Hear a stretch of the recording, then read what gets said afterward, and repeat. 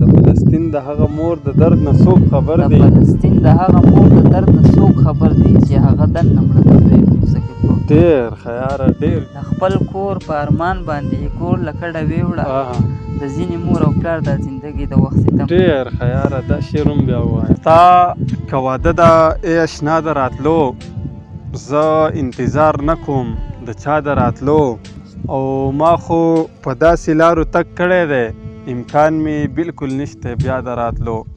سلامونه ملګرو، عبدالحق ساقي یمه، راغلی یمه نن رنګیلې ته د عبید جلال خواله.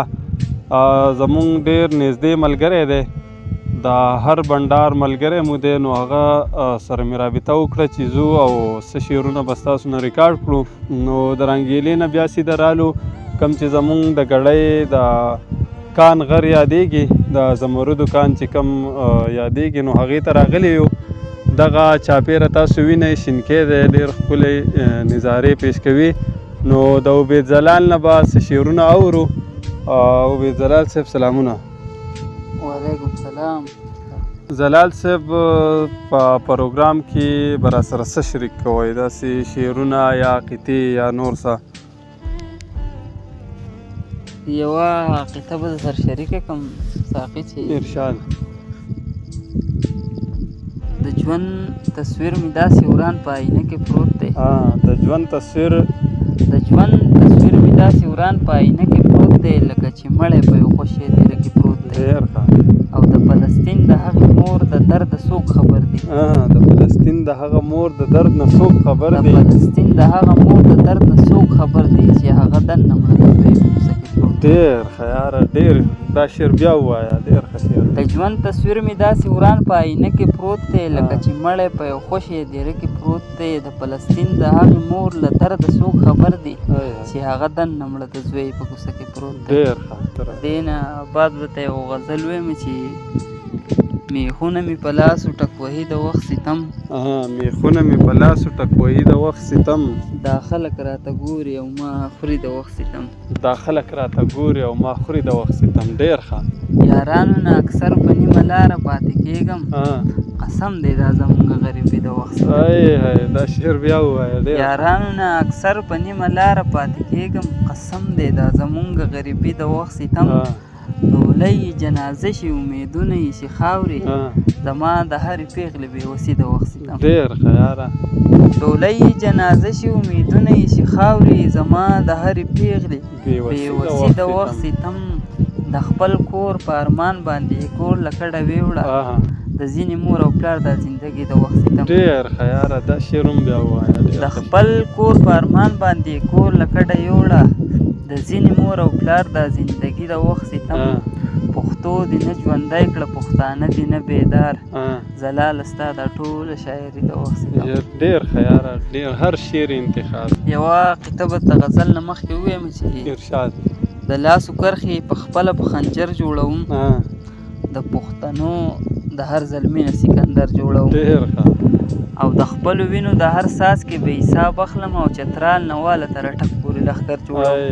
ډېر ښه قطعه ده یاره. غزل دی چې زندګي ده که د وسپنې زنځیر دی. زندګي ده که د وسپنې زنځیر دی، هر سړي پکې تړلی خپل ضمیر دی. د دنیا قصه په دې باندې روانه، بس تعویض دی یو مرید دی او بل پیر دی. که په ویښه باندې ګرځې دا د خوب دی، خو چې کله وروده شي دا تعبیر دی. که په ویښه باندې ګرځې دا د خوب دی، خو چې کله وروده شي دا تعبیر دی. په دنیا باندې مینو سوچ مو کړی، په دنیا باندې مینو سوچ مو کړی، حقیقت کې صرف یو کفن جاګیر دی. ډېر ښه. دا شعر بیا ووایه. په دنیا باندې مینو سوچ مو کړی، حقیقت کې صرف یو کفن جاګیر دی. د عکسونو زندګۍ ته لږ خیال وکړه، د عکسونو زندګۍ ته لږ خیال وکړه، د پښتون پکې په وینو سور تصویر دی. ډېر ښه یاره دا شعر بیا ووایه. دا خو څو ځله ووایه. ډېر. د عکسونو زندګۍ ته لږ خیال وکړه، د پښتون پکې په وینو سور تصویر دی. چې زلال ورته د زړه مسله وکړه، په خندا شو ویلې دا دویم کشمیر دی. ډېر مننه.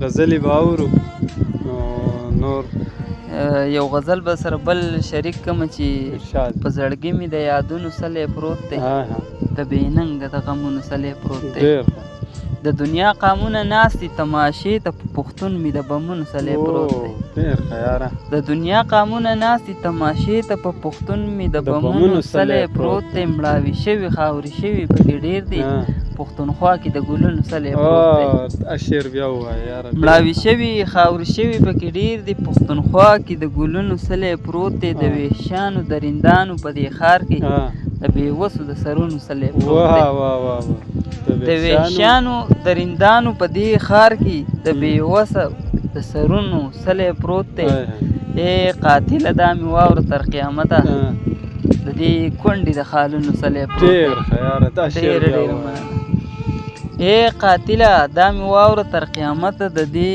کونډې د خالونو سلی پروت دی مجبورۍ او بېوسۍ د لاسه یاره د زلال د ارمانونو سلی پروت دی ډېر ښه یاره ډېر ښه شعرونه د زلال تاسو دغه شعرونه واورېده نو زلال صاحب نور به راسره څه غزل شریک کوئ ساقي صاحب چې د یو غزل تاسو فرمایش کړی دی چې د هغې نه مخکې به ته یوه قطعه ووایم چې په دې دنیا د بې ضمیرو څه کمی نشته دی یو سړي خپله خور یو خان له په تحفه کې ورکړه او د دې نه نوره بې وسیله خدای هم کیدی شي د مور والی قرضداري له قرضه کې ورکړه دې نه بعد دا غزل دی چې هم ګناه ده او هم پور دی راپسې هم ګناه ده او هم پور دی راپسې هم ګناه ده او هم پور دی راپسې چې دا ستا د مینې تور دی راپسې ډېر ښه خلک لاړ د بناو نه فرار شو خو یو زه یم چې شمکور دی راپسې ډېر ښه خلک لاړه د بناو نه فرار شو خو یو زه یم چې شمکور دی راپسې که دشمن مې راپسې وې څه پروا وه که دشمن مې راپسې وې څه پروا وه دا چرغړم دا مې رور دی راپسې ډېر ښه یاره که دشمن مې راپسې وې څه پروا که دشمن مې راپسې وې څه پروا وه دا چرغړم دا مې رور دی راپسې په دې عامو کې به خامخا خاص کېږم په دې عامو کې به خامخا خاص کېږم د یو چا د دعا زور دی راپسې ډېر ښه یاره ما په ژوند کې چاته لاس نیولی نه دی ما په ژوند کې چاته لاس نیولی نه دی ما په ژوند کې چاته لاس نیولی نه دی غریبۍ خو ستا پیغور دی راپسې ډېر ښه یار ډېر ښه شعر ما په ژوند کې چاته لاس نیولی نه دی غریبۍ خو ستا پیغور دی راپسې زه زلال به څه په خال خبرې وکړم د خاموشه خلکو شور دی راپسې ډېر ښه یاره ډېره مننه ساقي صاحب ډېره زیاته مننه زلال صاحب چې موږ له مو وخت راکړو په دې لنډ تنګ وخت کې او موږ سره مو دغه مرکه وکړه بیا به هم راځو د زلال نه تاسو دغه شعرونه واورېده امید دی چې ستاسو به خوښ شوي وي اوس راکئ عبدالحق ساقي له او زلال له اجازت د لوی الله په امان